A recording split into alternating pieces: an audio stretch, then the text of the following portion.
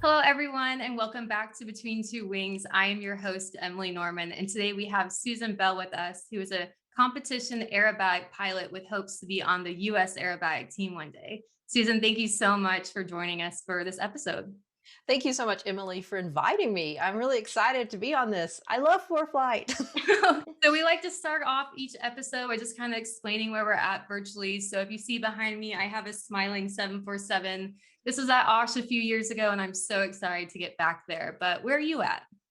Oh, I am flying in my Extra 300 over Lake Mead after the 2018 U.S. National Aerobatic Championships in Oshkosh. And it was one of the most harrowing flights trying to get from Wisconsin to Southern California. And this was day 2 of trying to get home due to IMC, rain, weather. There were thunderstorms. Yeah, it was a trip flying a day VFR plane literally more than halfway across the country. So, Yeah, so tell us a little about that. What are some of the things that or the limitations you have when you're flying an aerobatic plane and you are literally only limited to day VFR? whew. So these planes, first off, are not stable. They are purposely, unstable to fly for aerobatics. So most of the time, unless you're in a very fancy one that has an autopilot, there's no autopilot. So you have to keep your hand on the stick the entire time, or within a second or two, you'll be upside down. It is day VFR only, even though I'm instrument rated, a flight instructor, and all that stuff. These planes are not instrument rated.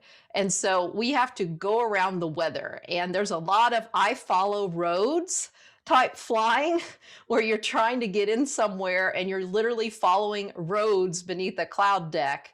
And if it gets too low, you just land. And I have totally been like grounded because of low clouds ahead, and you just have to land and wait out the weather. On this particular trip in my background, I ended up in South Dakota, and I wasn't supposed to be flying over South Dakota trying to get home. So, Yeah, I can imagine you probably get rerouted more often than in a 172. yeah. So these aerobatic planes, obviously there's a lot of different things when you're doing cross countries, but for their main use of being inverted, doing these amazing maneuvers, what are some of the challenges with weather that come into play here? Oh, so it's interesting. It's just like, say you're a student pilot, or you're a certified pilot and you're flying a trip and you're going to check the METARs and the weather at the airport you're going to. Well, when we're at a contest, we're already pretty at the airport, but things like winds are very important. So there's, first off, the surface winds that you normally would check as a pilot, whether you're how much is the crosswind? Is it safe to take off? Is it safe to land? And there are actually rules in our rule book that tell us how much wind is permissible for the contest to keep flying. But even more importantly, we actually have to stay in an aerobatic box up in the sky. And so before you get it, you dive in for your flight in the box. First off, if you're later in the program, you're watching all the other airplanes in the sky, trying to see if they're being blown one direction or the other, because you want to be able to try to compensate for that. And we also obviously check the winds aloft data that's provided. And I actually check a hot air balloon weather site that has the winds divided into just very small gradients. And so you can try to figure out if, say, you're diving in and you're at the top of the box at 3,500 feet AGL, what's the wind there? And the wind lower down may be less. And so you're trying to actually compensate for the wind while you're flying your contest programs. So wind's very important, and you get penalized if you fly out of the box, or you're pushed out of the box by the wind. That's a penalty. You have to deal with wind all the time. Yeah, and that's something that early on pilots learn, or have to learn is wind correction when you're just going on cross country. So, just trying to stay in the box and visualize those winds, I can imagine is a tough skill, but probably makes you a better pilot in the end. So, a good pilot is always learning. So, of course, some aerobatic or upset recovery training is probably a good thing, but anything to note on that topic? I think every pilot should go do spin training at a minimum, and an upset recovery course if you can afford it. It will teach you so much more about how an aircraft flies. You'll learn the boundaries. I'm a fairly typical pilot. I got into flying without knowing I was going to get it heavily into aerobatics, and I was scared of stalls. Yeah. And I finally took a vacation at work and decided to go do an upset recovery course in the EMT program in Santa Paula, and I loved it because you are learning so much about flying. And actually, my instructor, this is why I got into aerobatics. He's like, "You're weird. It's like you're a World War I fighter pilot, and you're diving at the ground, going in for like a strafing run." Yeah, I can imagine. But hey, someone has to do it so they can entertain us at all these awesome air shows. So thank you. Yeah, but no, seriously, everyone should go do spin training and upset recovery course if they can. I think it would make all those pilots out there much, much safer and much less fearful of flying their airplanes. Definitely. I couldn't agree more with that statement. And I know airbags in general can seem a little intimidating to get into, or you're not really sure where to go for information. Can you give us any insights on that? The International Aerobatic Club, IAC.org, is part of EAA, and that's actually the kind of the organization for aerobatics in the US and actually in several countries. It is international. And it's a great resource to look up on the web, go learn more about aerobatics, look up if there's a chapter in your state or maybe there's a contest nearby, just reach out to them. And often they will, if you're interested, you can come volunteer at a contest and we'd be happy to have you and put you to work recording scores or helping out on the judges line. It's a really good way to learn aerobatics. And don't think we're not friendly.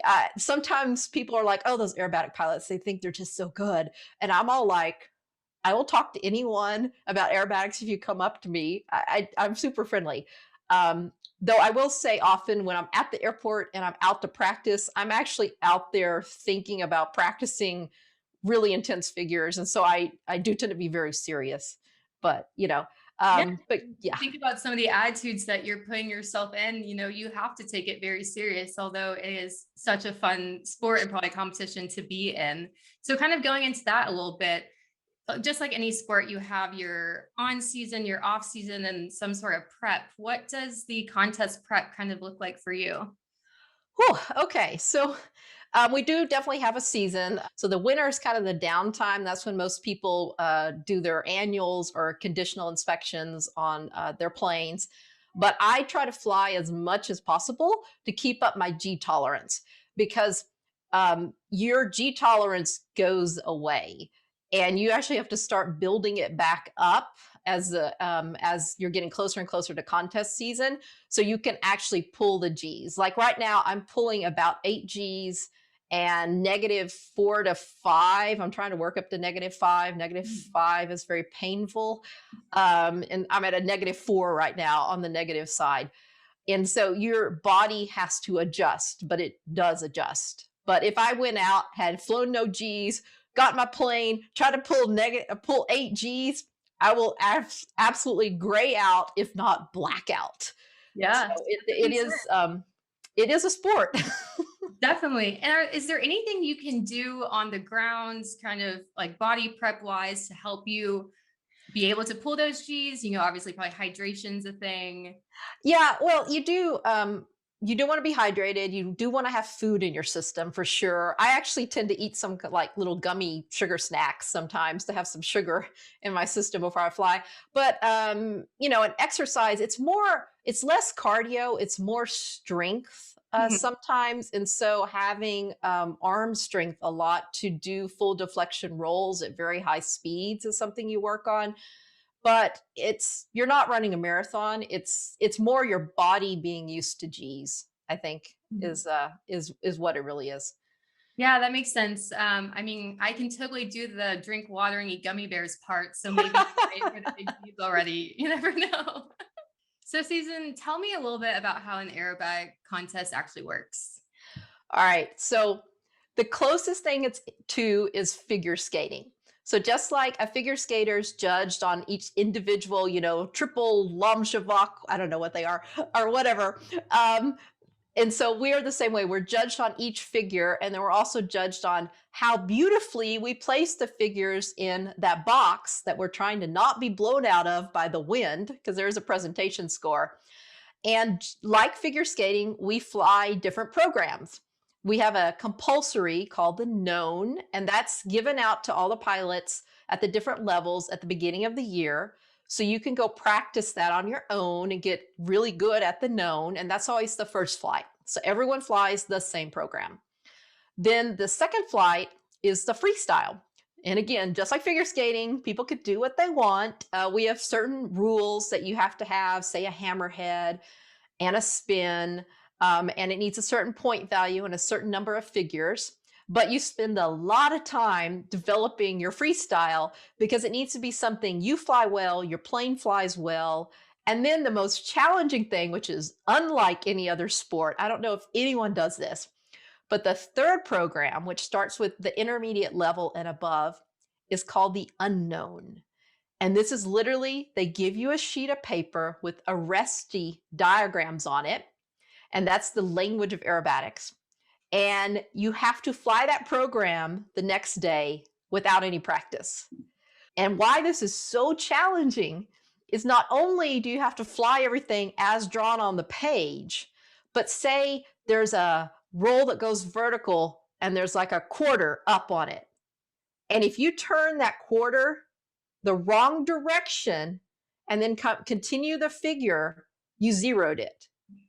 And then if you go into, say, there's a loop after that, and you fly the loop in the wrong direction from left to right instead of right to left, you zeroed it. And so it is not uncommon at a contest for someone that's leading the field in the category to make a single mistake in the known program and zero half their program, and they end up in last place.